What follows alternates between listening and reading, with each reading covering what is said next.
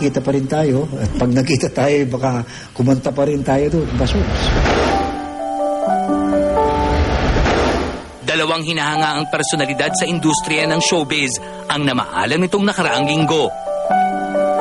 Kahapon March 15, pumanaw ang veteranong aktor na si Ricardo Subas Herrero. He would have turned 70 on April 3. Subas died in New York due to respiratory failure. Noong dekada 80, nakilala ang duo ni Subas at Noel Trinidad sa hit comedy show na Champoy. Mas matinding diabetes ni Subas eh. Kaya nga nangayayat si Subas eh. Mga 3 taon nang mahigit ata nag-wheelchair si Subas. Dahil doon nawala sa eksena. Hindi na nakukuha sa mga palabas. Kami ni Subas, grade school pa, magkasama na sa Ateneo. Yung pamilya namin, magkaibigan. Parang magkapatid kami ni Subas. Nalaman namin ni Noel, bigla kaming napaiyak kasi matagal ko nang kaibigan siya eh. Para ko nang kapatid kami, parang magkakapatid kami nila Noel, Subas. One for one, all for one, parang 3 musketeers kami dyan eh. I would describe him yung talagang masayahin siyang tao eh. Si Noel yung serious at saka warrior type. He's a total actor.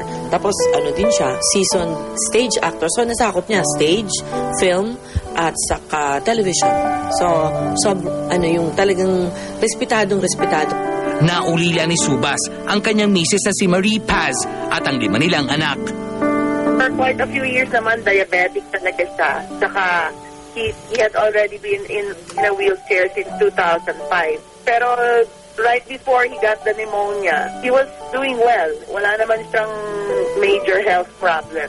Thursday dito sa New York, ng umaga, sinabi sa amin na mayroon na daw siyang double pneumonia. In other words, instead of 1 lang yung pneumonia niya, naging 2 lang. Ganon. Walang signs na he was gonna die or anything. Umalis ng sandali yung mami ko, mga siguro after an hour na umalis yung mami ko, kinausap lang siya ng nurse, tapos sabi ng nurse, biglang parang nag-slide tissue, tapos pumikit lang siya, tapos patay na. Ganon. Ang gusto ko sanang mangyari ngayong wala na Subas, mabigyan mo lang ng tribute. Kasi ang laki ng kontribusyon ni Subas. Samantala, sumakabilang buhay naman noong March 10, ang batikang direktor na si Danny Jalcita. The prolific filmmaker was 73. Kabilang sa mga obra ni Jalcita, ang mga pelikulang Gaano Kadalas ang Minsan, Langis at Tubig, Lalakwe, Nagalit ang Buwan sa Haba ng Gabi, T-Bird at Ako, at Bakit Manipis ang Ulap. Interviewed by the Philippine Daily Inquirer, Viva Big Boss Vic Del Rosario said, and we quote, "He was a genius, a creative force. He never ran out of exciting concepts." Unquote. Jalcita is survived by his wife, former actress Leonor Vergara, and their 3 children.